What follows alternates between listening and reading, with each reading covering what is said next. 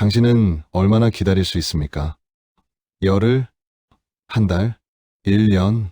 한 남자는 40년을 기다렸습니다. 양복 한 벌을 만드는데 열흘. 한 번도 줄이지 않았습니다. 작년 100통, 올해 0통. 그래도 그는 말했습니다. 열흘을 줄이면 제 옷이 아닙니다. 저는 오늘 그를 만났습니다. 그가 꺼낸 낡은 수첩. 색이 바래서 글씨가 거의 보이지 않을 정도였습니다. 첫 장에 겨울이라고만 적혀 있었죠. 이날을 잊을 수가 없습니다. 무엇이 그토록 기억에 남는지 물었습니다. 사람들이 기다리는 걸 멈춘 날입니다. 설날 하루 전이었다고 했습니다. 가게 문을 연 지 8시간. 전화기는 한 번도 울리지 않았습니다. 창밖으로 사람들이 바쁘게 지나갔습니다. 백화점 쇼핑백을 든 사람들, 새 양복을 입은 사람들, 아무도 그의 가게로 들어오지 않았습니다. 전기다리미만 데워졌다 식었다를 반복했습니다. 해질 무렵 단골 손님 한 분이 들어왔습니다. 10년 넘게 매년 설날 전에 양복을 맞추던 분이었죠. 미안하네. 올해는 백화점에서 샀어. 그분은 미안한 듯 고개를 숙였습니다. 괜찮습니다. 박정호는 웃으며 대답했지만 그 웃음이 쓸쓸해 보였습니다. 그분이 나간 뒤 가게엔 다시 침묵만 남았습니다. 재봉틀 앞에 앉아있던 그는 혼자 중얼거렸습니다. 열흘을 줄이면 그건 제 옷이 아닌데. 그는 그날 하루 종일 그렇게 앉아 있었습니다. 손님을 기다리며. 하지만 아무도 오지 않았습니다. 우리는 이야기를 시작했습니다. 그가 처음 바늘을 잡았던 날부터. 아직도 그는 열흘을 말하고 있었습니다. 40년이 넘었는데도. 왜 그랬을까요? 왜 그는 열흘을 줄이지 않았을까요? 그 이야기는 한 소년에서 시작되었습니다. 16이었습니다. 박정호가 말을 시작했습니다. 시골에서 올라온 소년. 집안 형편이 어려워 중학교를 겨우 마쳤죠. 아버지는 농사를 지으셨고 어머니는 품팔이를 하셨습니다. 도시에 가면 뭐라도 배울 수 있을 거라고 생각했습니다. 양복점 문을 두드렸습니다. 월급 1,000원. 당시 쌀 한 말 값과 같았죠. 한 사람이 한 달을 겨우 버틸 돈. 하지만 불평은 없었습니다. 새벽같이 일어나 가게 청소를 했습니다. 바닥을 쓸고 먼지를 닦고 재봉틀을 손질했습니다. 그러고 나면 사장님이 오셨죠. 잘했네. 그 한마디가 좋았습니다. 처음엔 심부름만 했습니다. 원단 가게를 오가고 단추를 사러 다니고 사장님 집 심부름까지. 하지만 불평하지 않았습니다. 언젠가 나도 저렇게 될 수 있을 거라고 믿었으니까요. 밤이면 사장님이 일하는 모습을 지켜봤습니다. 능숙한 가위질, 정확한 재단, 빠른 손놀림, 천이 쓱쓱 잘려나가는 모습이 신기했습니다. 나도 저렇게 되고 싶었습니다. 1년, 2년, 조금씩 일을 배웠습니다. 시침질을 배우고 박음질을 배우고 단추다는 법을 배웠습니다. 그때 꿈이 하나 생겼습니다. 아버지께 양복을 만들어드리고 싶었습니다. 시골에서는 양복이 귀했습니다. 결혼식 때나 남의 양복을 빌려 입곤 했죠. 아버지는 평생 한 번도 양복을 입어보지 못하셨습니다. 언젠가 제 손으로 만든 양복을 아버지께 입혀드리고 싶었습니다. 그 꿈 하나로 버텼습니다. 손가락이 퉁퉁 부어도, 허리가 끊어질 듯 아파도, 밤을 새워도 괜찮았습니다. 꿈이 있으면 버틸 수 있습니다. 세월이 흘렀습니다. 박정호는 이제 혼자서도 양복을 만들 수 있게 되었습니다. 서툴렀지만 그래도 만들 수 있었습니다. 이제 아버지께 해드릴 수 있겠다고 생각했습니다. 하지만 뭔가 부족했습니다. 더 잘 만들고 싶었습니다. 완벽하게 만들고 싶었습니다. 당시 최고의 재단사 밑으로 들어갔습니다. 3년을 배웠습니다. 그곳에서 진짜를 배웠습니다. 천을 보는 법, 몸을 재는 법, 바느질하는 법. 하나하나가 예술이었습니다. 스승은 말씀하셨습니다. 양복은 그 사람의 인생이라네. 박정호는 그 말을 가슴에 새겼습니다. 양복은 단순한 옷이 아니었습니다. 그 사람의 인생이 담기는 것. 밤마다 연습했습니다. 손이 기억할 때까지, 눈을 감아도 바늘을 꿰 수 있을 때까지 완벽해지고 싶었습니다. 그래야 아버지께 부끄럽지 않은 양복을 만들어 드릴 수 있으니까. 3년의 수련이 끝났습니다. 이제 제대로 만들 수 있게 되었습니다. 스승은 그를 보며 고개를 끄덕였습니다. 이제 독립해도 되겠네. 박정호는 기뻤습니다. 이제 아버지께 양복을 만들어 드릴 수 있었습니다. 완벽한 양복을. 시간이 흘렀습니다. 박정호는 독립했습니다. 작은 가게를 얻었습니다. 간판을 달았습니다.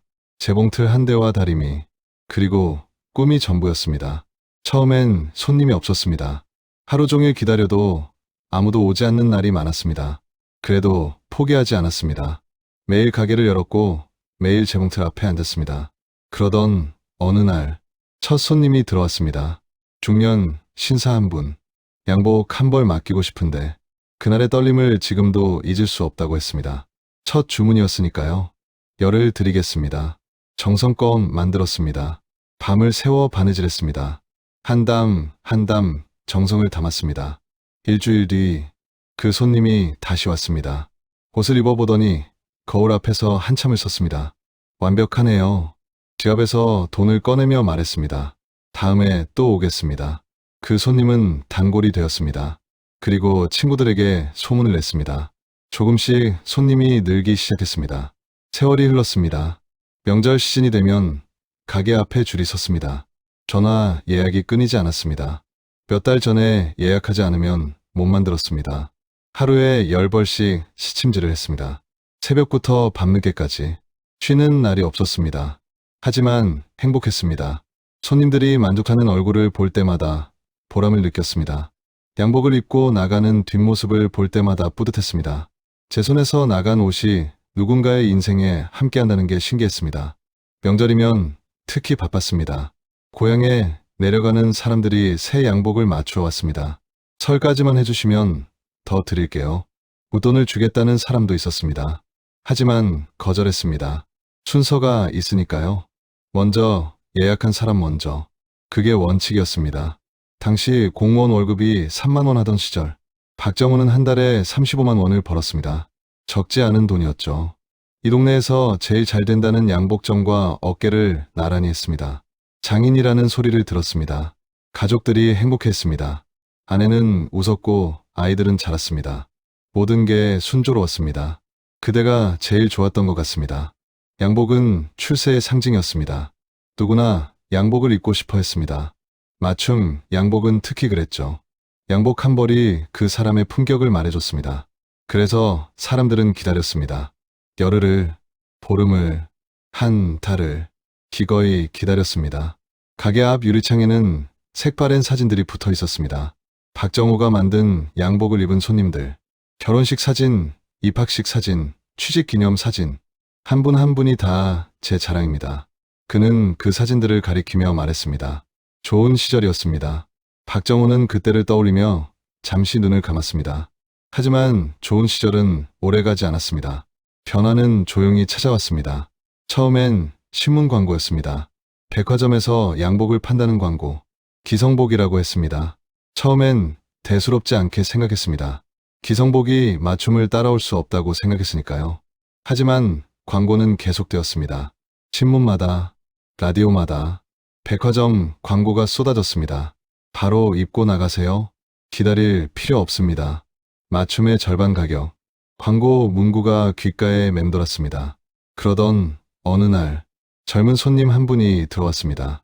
20세쯤 돼 보였습니다. 양복 맞추는데 얼마나 걸려요? 열흘 정도 보셔야 합니다. 젊은이가 고개를 저었습니다. 열흘이요?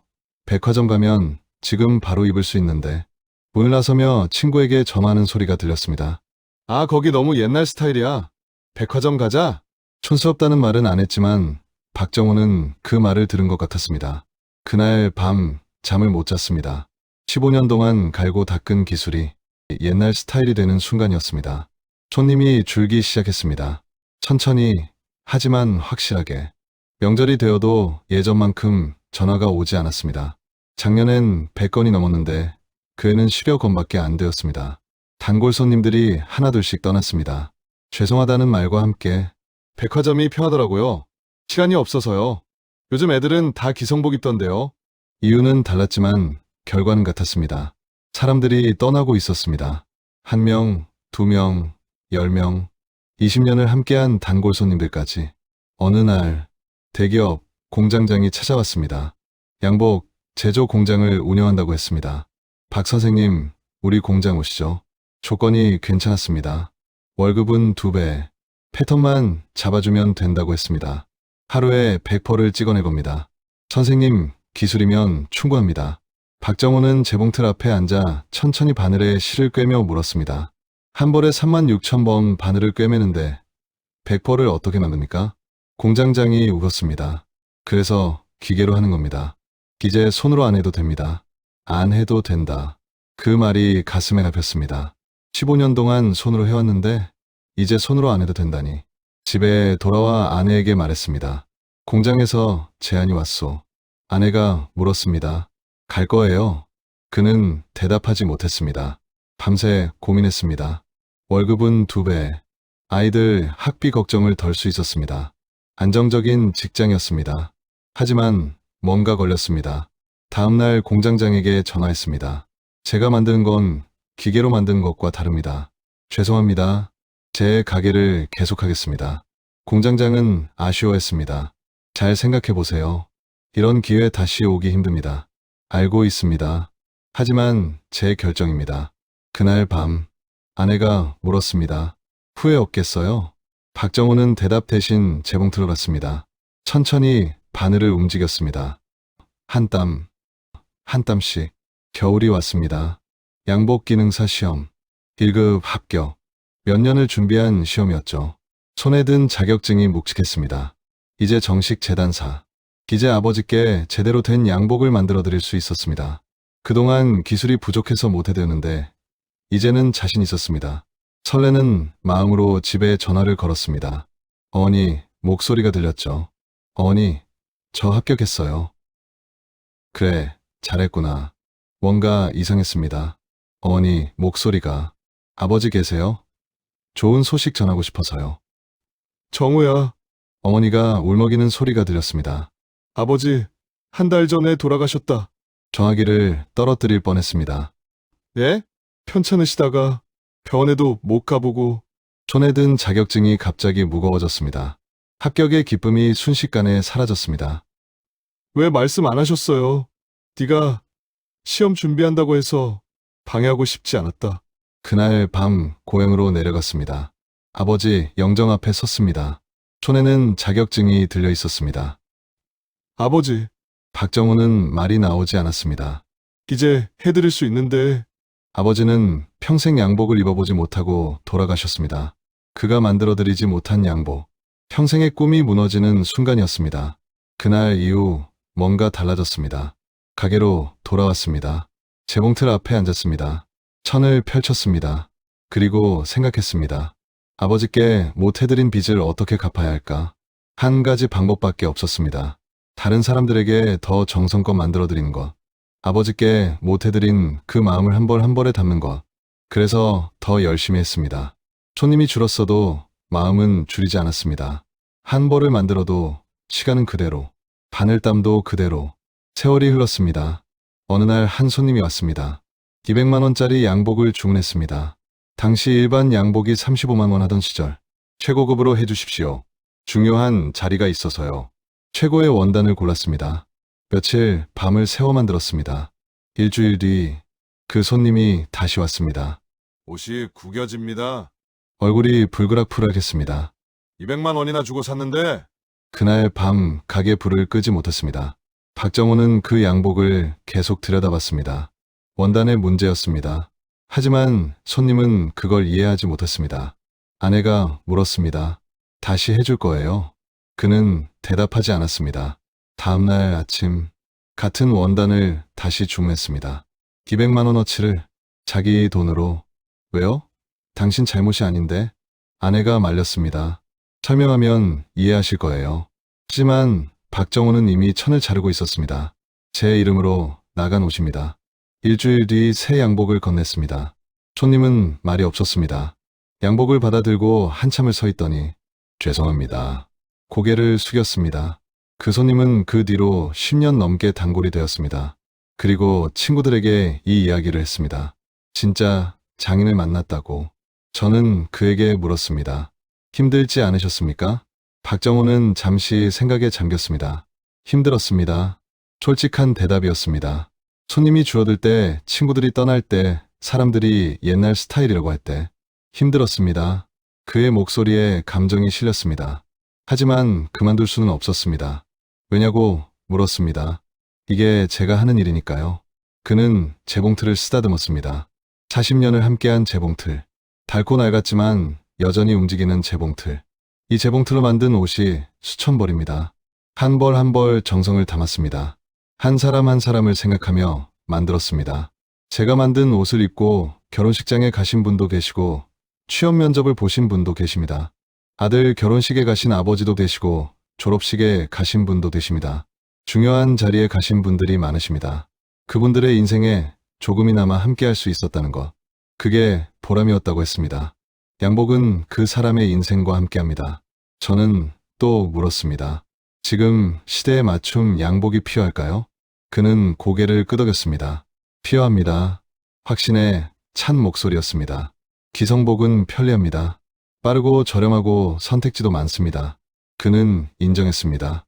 시대의 변화를, 사람들의 필요를. 하지만 박정호가 잠시 말을 멈췄습니다. 기성복은 당신을 기다려주지 않습니다. 그 말이 가슴에 잡혔습니다. 맞춤복은 다릅니다. 당신만을 위한 시간입니다. 그는 천을 만졌습니다. 원단을 고를 때 당신을 생각합니다. 치수를 잴 때 당신의 몸을 생각합니다. 바느질 할 때 당신이 이 옷을 입고 어디로 가실지 생각합니다. 36,000번의 바늘땀 하나하나에 그런 생각이 담긴다고 했습니다.